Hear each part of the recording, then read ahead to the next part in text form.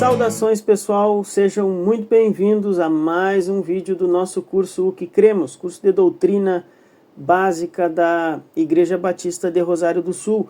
Gente, eu quero dar seguimento ao nosso estudo lendo Isaías 53. Vamos dar uma analisada nesse trecho antes de seguirmos em frente.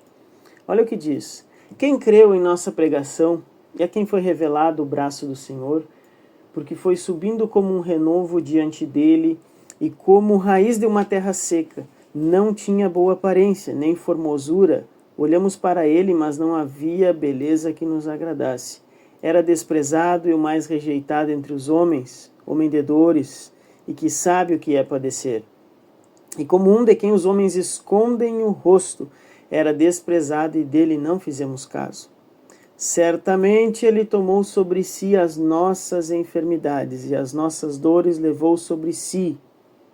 E nós o considerávamos como aflito, ferido de Deus e oprimido. Mas ele, preste atenção, mas ele foi traspassado por causa das nossas transgressões e esmagado por causa das nossas iniquidades. O castigo que nos traz a paz estava sobre ele, e pelas suas feridas fomos sarados. Esse é o nosso Senhor Jesus. Essa profecia falava, apontava para o nosso Supremo Mestre Jesus. Ele levou sobre si o pecado que não era dele, o pecado que era meu e seu. Que Mestre nós temos, que Salvador. Vamos lá? Vamos então para a pergunta número 10. Nós paramos por aqui, na última aula. Por que você chama Cristo nosso Senhor? Jesus nos resgatou do pecado e da escravidão do mal, sacrificando sua própria vida por nós. Esse ato de amor profundo nos tornou propriedade exclusiva dele.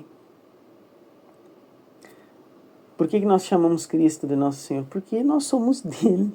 Nós estávamos escravizados pelo pecado, sob o jugo do pecado, sob o jugo do mal.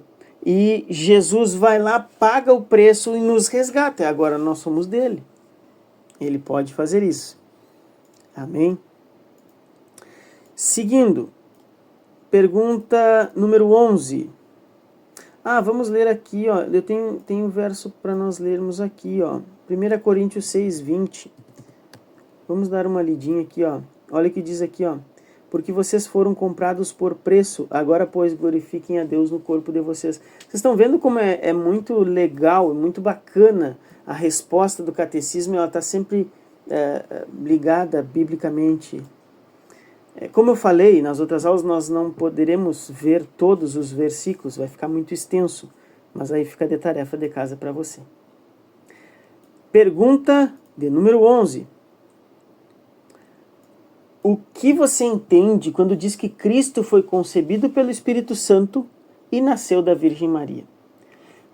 Preste atenção, pergunta muito importante. Jesus, que sempre foi Deus, tornou-se um de nós, um ser humano de verdade, nascendo da Virgem Maria. Dessa forma, ele é tanto Deus quanto homem, descendente do rei Davi e totalmente humano, porém, sem a nossa natureza pecaminosa.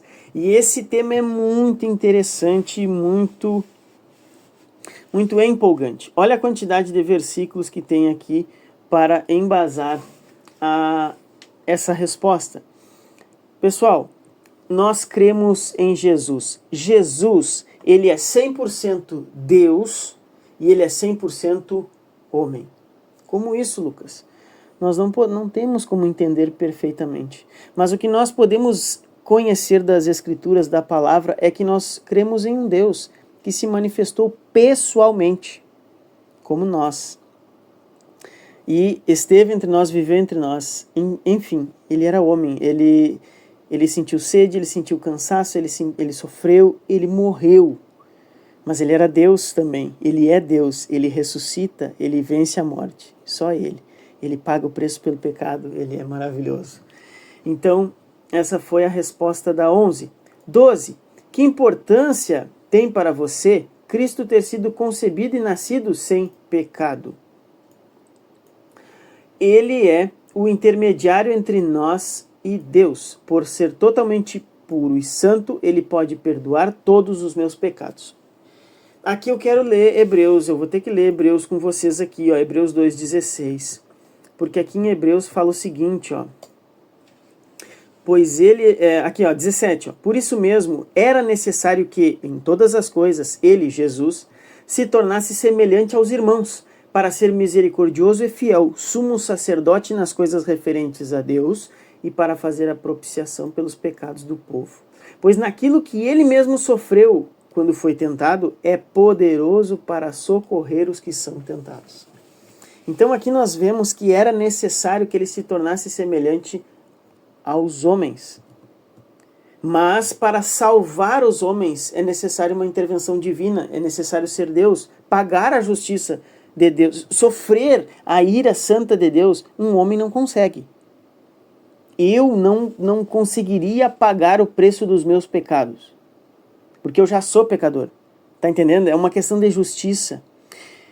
Para termos um Salvador perfeito e que satisfaça a justiça de Deus, esse Salvador precisa ser puro, santo. Ele precisa ser puro, inocente. E aí ele vai e paga o preço.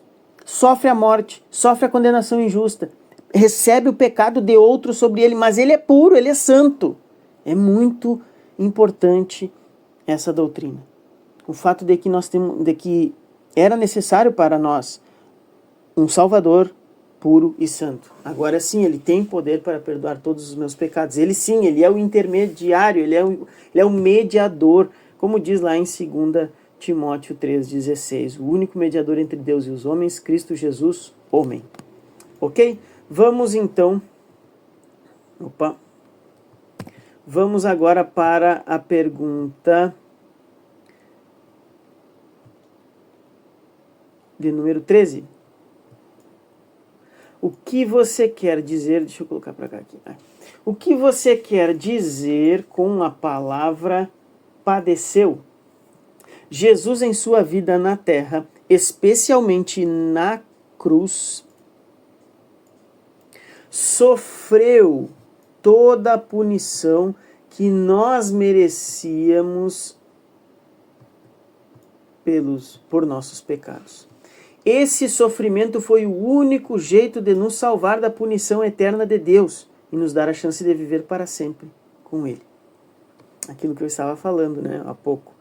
Né, acho que está dentro, né, do escopo daquilo que eu estava falando. Ele sofreu a punição que nós merecíamos. E esse sofrimento foi o único jeito de nos salvar da punição eterna de Deus. Vamos lá. 14, ainda temos alguns minutos. Por que ele padeceu sob Pôncio Pilatos? Cristo, embora julgado inocente, foi condenado pelo juízo oficial, para que nos libertasse do severo juízo de Deus que devia cair sobre nós. Essa pergunta é mais explicando, né, por que está ali no credo, porque está explicando o julgamento inocente de Cristo. Ele sofreu injustamente, reforçando a questão do sofrimento injusto, e ao mesmo tempo um tribunal humano foi feito. Né? Então é essa questão do terreno e eterno se misturando. Né? Era necessário que tivesse um tribunal humano, teve Pôncio Pilatos, só que ao mesmo tempo a gente sabe que Deus estava por trás de toda essa história, orquestrando a nossa salvação, demonstrando o seu amor em Cristo Jesus. 15. Por que Cristo devia sofrer a morte? A justiça de Deus é perfeita. Aquilo que eu falei, não, vai repetir, ó. E ele não poderia simplesmente ignorar o pecado. Lembra que eu falei que assim, ó, tem que ser, o Salvador tem que ser perfeito. E Deus, ele não pode passar a mão na nossa cabeça e dizer, não, eu te perdoo. Perdoar sem cumprir a justiça. Né? Ó, por isso, para que pudéssemos ser perdoados, era necessário que alguém pagasse o preço pelos nossos erros. E esse alguém foi Jesus, o Filho de Deus. Por que Cristo devia sofrer a morte? Porque era o único meio de nós termos uma segunda chance. Era necessário que alguém pagasse o preço. E aqui nós temos várias referências legais sobre isso, né? Filipenses 2 é um texto maravilhoso. Hebreus, enfim, a Bíblia toda é maravilhosa. Vamos lá. Vamos encerrar aqui a respeito da morte de Jesus e deixamos para a próxima aula a pergunta 17. Então vamos lá. 16. Que importância tem para nós o sacrifício e a morte de Cristo na cruz? Quando recebemos Jesus em nossas vidas, a parte de nós que quer fazer o mal deve morrer junto com ele na cruz. Isso significa que não precisamos mais ser controlados pelos nossos desejos pecaminosos, mas podemos escolher viver de forma a agradar a Deus. Então, essa é a importância do sacrifício e a morte de Cristo. Porque da mesma forma que Jesus morreu na cruz, também nós devemos matar o nosso eu, morrer para nós mesmos, né? E nós temos então a oportunidade de não sermos mais controlados pelos nossos desejos pecaminosos. Nós ainda estamos sobre a influência dos desejos pecaminosos, mas não sobre o poder dos desejos pecaminosos. Lembra que está lá em Colossenses, ele nos libertou do império das trevas e nos transportou para o reino do Filho do seu amor, no qual temos a redenção, a remissão dos pecados, enfim. Aqui tem bastante Romanos, né? Mas também Efésios fala sobre isso, né? Ele vos deu vida, estando vós mortos em delitos e pecados. Então, agora nós temos vida, então nós podemos agora viver em novidade de vida, agradar a Deus e glorificá-lo. Muito obrigado por acompanhar até aqui. É um prazer estar aqui estudando isso com você. Obrigado por assistir esse vídeo e que Deus te abençoe. Nos vemos na próxima aula. Deus abençoe, um abraço!